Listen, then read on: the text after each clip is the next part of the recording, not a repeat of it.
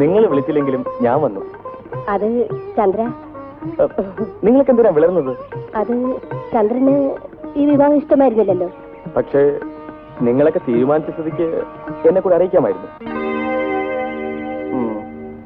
അമ്മേ, ഇന്നലെ വരെ നിങ്ങളുടെ കുടുംബത്തില് ഒരംഗത്തെ പോലെയായിരുന്നു ഞാൻ.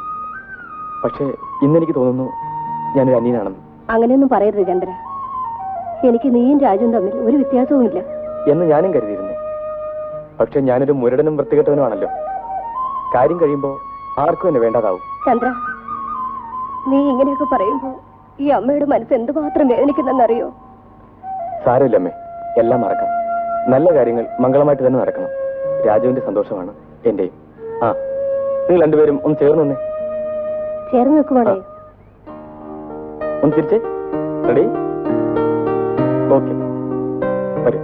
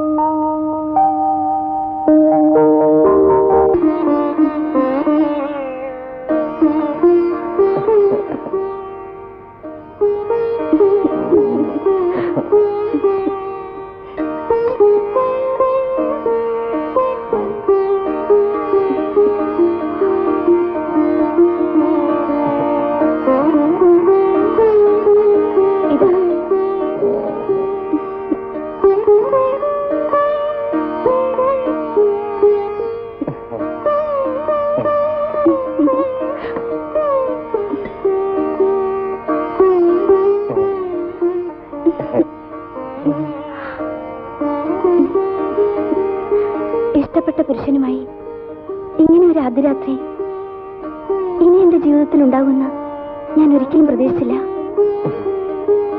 എനിക്കെന്റെ രാജേട്ടൻ എല്ലാമാണ്, എല്ലാം.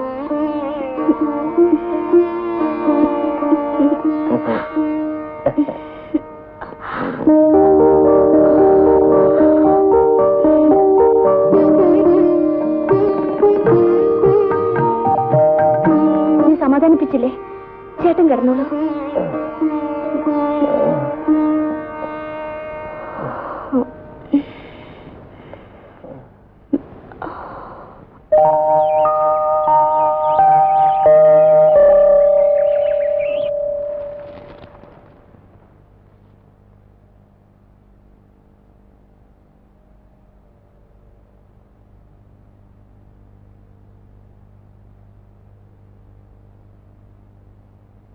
അമ്മേ, ചായ. മോളെ, രാജു എന്തെടുക്കുക? ഉറങ്ങാ. അവൻ ഒരു തണുപ്പരാ മോളെ. ഏയ്, നല്ല മനുഷ്യനാ. അങ്ങനെ ഒരാളിനെ കിട്ടാൻ സുഹൃതം ചെയ്യണോ അമ്മേ?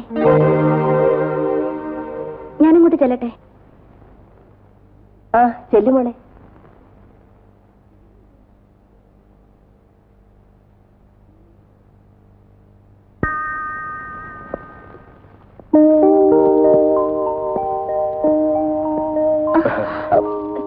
ഇവിടെ ആരുമില്ല. എല്ലാവരും എവിടെ പോയി? രാജുവിട്ട് സിറ്റിയിൽ പോയി, അമ്മ സ്റ്റേഷനിൽ പോയി, മുരളിയില്ല. പക്ഷേ അവരൊക്കെ ഇപ്പൊ വരും.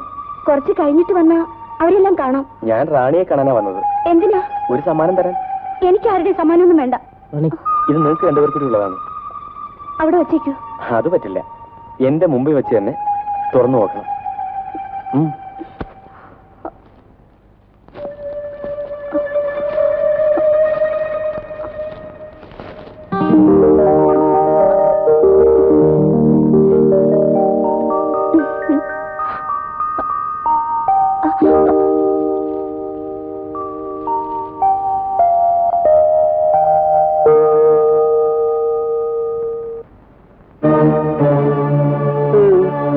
എന്തിനാണോട് വന്നു?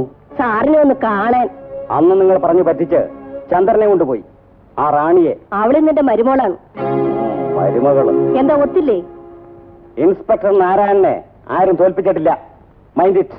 ശരിയാ, സാറ് പണ്ടൊരിക്കലൊന്ന് ജയിച്ചു. ഇതാ അതിന്റെ സർട്ടിഫിക്കറ്റ്. എന്താ ഇത്? റാണിയെ MLA വിവാഹമോചനം ചെയ്തതിന്റെ സർട്ടിഫിക്കറ്റ്.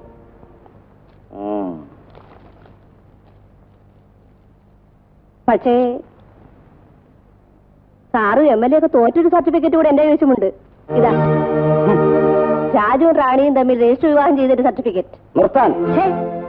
പിന്നെ നിങ്ങളുടെ നല്ല പ്രവൃത്തിയെല്ലാം പൊതുജനം കൂടെ ഒന്ന് അറിയണ്ടേ? അതിന് പാർവതി ഒരു വേല വെച്ചിട്ടുണ്ട്. നിങ്ങളെ ഞാൻ ഒരു ചുക്കും ചെയ്യാൻ പോകുന്നില്ല. ഞാനിവിടെ താമസിക്കാൻ വന്നൊന്നുമല്ല. പിന്നെ ഞാനിപ്പോ പോകുന്നു.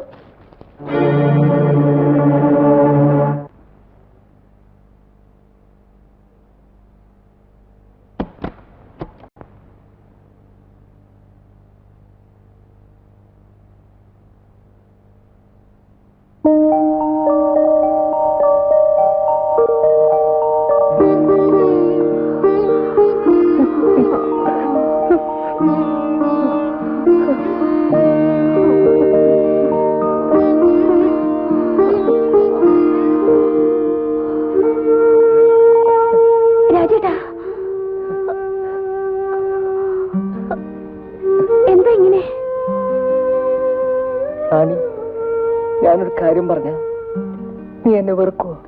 എന്ത് രാജേട്ടനെയോ? ഒരിക്കലുമില്ല. പറയൂ. എനിക്കൊരിക്കലും ഒരു സ്ത്രീയെ തൃപ്തിപ്പെടുത്താനാവില്ല.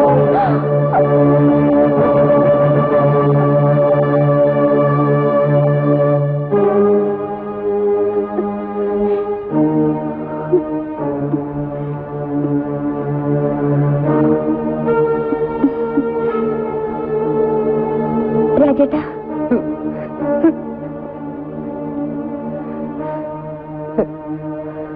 രാജേട്ടാ, എനിക്ക് വേണ്ടത് ഒരു കൊച്ചു കുടുംബം, എന്നെ സ്നേഹിക്കുന്നൊരു ഭർത്താവ്. അത്രയും മതി. അതെനിക്ക് കിട്ടി. രാജേട്ടൻ ഉറങ്ങിക്കോളൂ.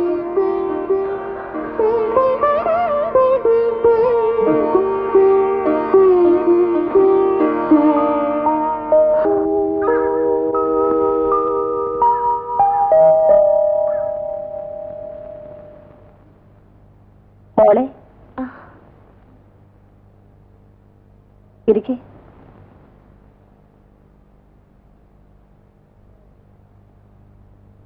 നിന്റെ മുഖം എന്താ വല്ലാതിരിക്കുന്നത്? ഏയ് ഒന്നുമില്ല. നിങ്ങൾ തമ്മിൽ എന്തെങ്കിലും സ്വരച്ചേർച്ച? രാജേട്ടനുമായിട്ടോ? ഏയ്, ഒരു ഭർത്താവെന്ന നിലയിൽ രാജേട്ടനിൽ നിന്നും വേണ്ടതെല്ലാം എനിക്ക് കിട്ടുന്നുണ്ട്. എല്ലാം? നീ കള്ളം പറയുകയാണെന്ന് എനിക്കറിയാം മോളെ. അമ്മ എന്താണ് ഇങ്ങനെ പറയുന്നത്? വൈദ്യര് പറഞ്ഞതുകൊണ്ട്. അപ്പോ എല്ലാം അറിഞ്ഞുകൊണ്ടാണ് അമ്മ ഞങ്ങളുടെ വിവാഹം? അതേ മോളെ, നിങ്ങൾ തമ്മിൽ സ്നേഹമാണെന്ന് അറിഞ്ഞപ്പോ എല്ലാ അമ്മമാരും ആഗ്രഹിക്കുന്നത് പോലെ എന്റെ മകനും ഒരു വിവാഹ ജീവിതം ഞാൻ ആഗ്രഹിച്ചു പോയി. ചെയ്തത് തെറ്റാണെന്ന് എനിക്കറിയാം. മോൾക്ക് എന്ത് തീരുമാനം വേണമെങ്കിലും എടുക്കാം.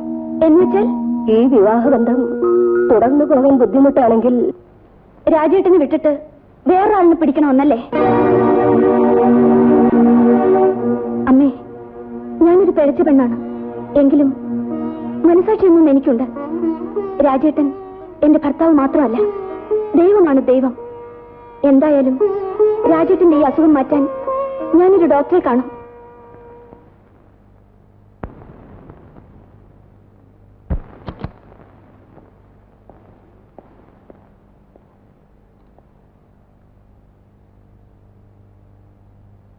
വിഷമിക്കാനൊന്നുമില്ല. ഒരു മൈനർ ഓപ്പറേഷൻ കൊണ്ട് എല്ലാം നേരെയാവും. വേണമെങ്കിൽ ഉടനെ നടത്താം. വേണം.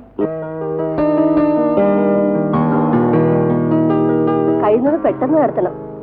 മോളെന്ത് പറയുന്നു?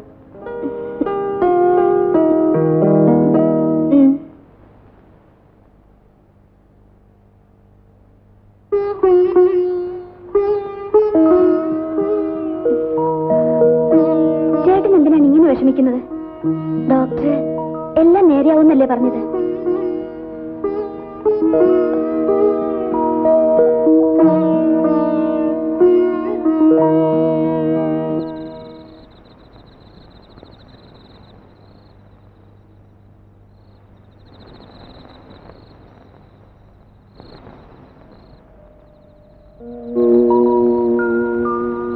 ചേട്ടന് ഇനിയും വിശ്വാസമായില്ലേ? ഒക്കെ ശരിയാവും. ചേട്ടൻ സന്തോഷമായിട്ടിരിക്കേ.